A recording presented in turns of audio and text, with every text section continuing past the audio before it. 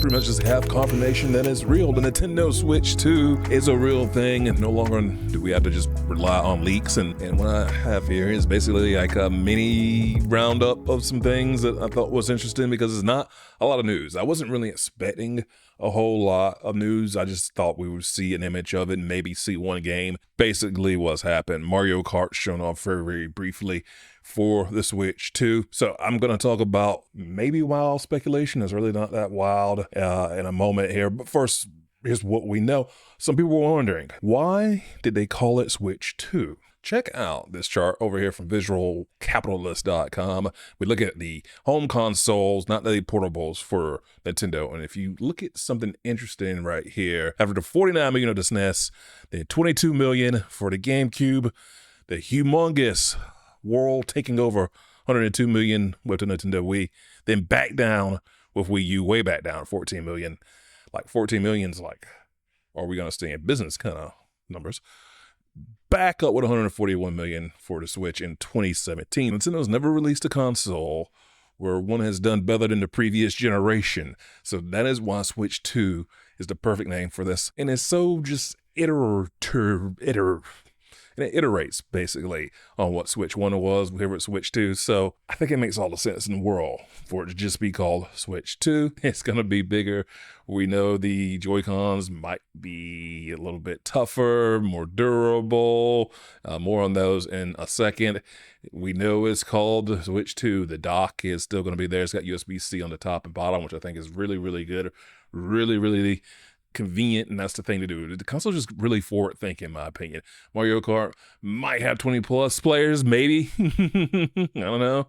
We shall see. We're just looking at the starting grid of the Mario Kart game. So we'll know more when they do some Nintendo Directs here later on in the year. It's going to be backwards compatible, as you can see on the screen right now. Nintendo Switch 2 Direct, April 2nd. There'll be some more details dropping also in February. There we go. If you're in a city like the big cities such as New York, LA, Dallas in the US, and bigger cities around the world, you can go ahead and set up a chance to register to be invited, I guess, inside to play Switch 2 at one of these events that they're going to have coming up. The hard concrete stuff as far as price and release, I don't know. We're all just speculating. Is it going to be end of summertime? Is it going to be fall time? I don't know if they would wait quite that long. Summer, maybe, but they're still going to be touring this thing in some big cities in the end of summer. So, like going into July. So it's midsummer at least. Like, I'm just not sure when Nintendo is going to drop this. My not so wild speculation, we know for a fact Microsoft Game Studios, Halo's probably coming to Switch too. All right. First party's coming. Microsoft's letting it be known. And I was like, would Sony do that? But looking at Horizon, Lego coming to the original Switch, it made a lot of sense. That game, a Lego game, made sense. Made sense going to a Switch console, going to a Nintendo console, but also Nintendo had the install base. Microsoft does not have that much of an install base. I mean, it's still 20, 30, 40 to even have even sold 60 million Xboxes between X and S. Anyways, it makes a lot more sense for Microsoft to want to put things on Sony's console and for Sony to want to put things on an install base of the original Switch. And Switch 2, over time, should get a nice install base that can run, at least we know, PlayStation 4 level video games. And what does Sony like to do?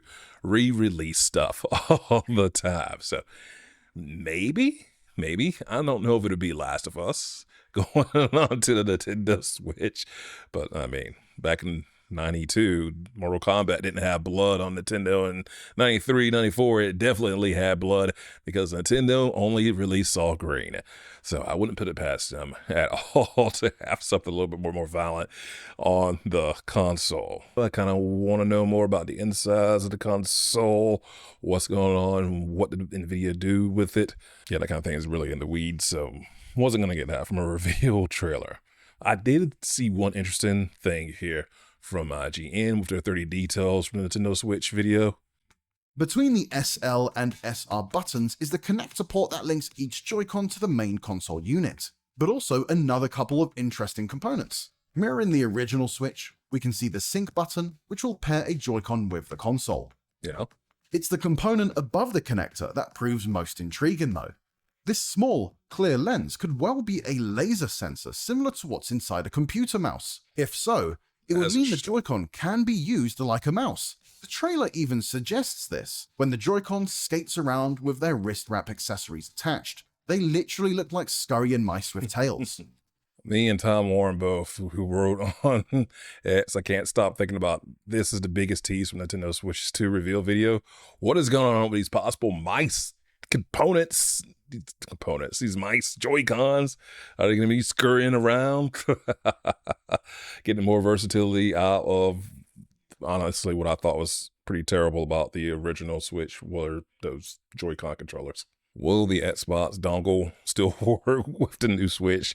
Now that I think about just how terrible those Joy-Cons were, and its included controller also looks to be equally uncomfortable. But as it now, companies can stop saying Nintendo's future platforms things will be releasing and just put a Switch 2 logo on whatever in the world they're talking about.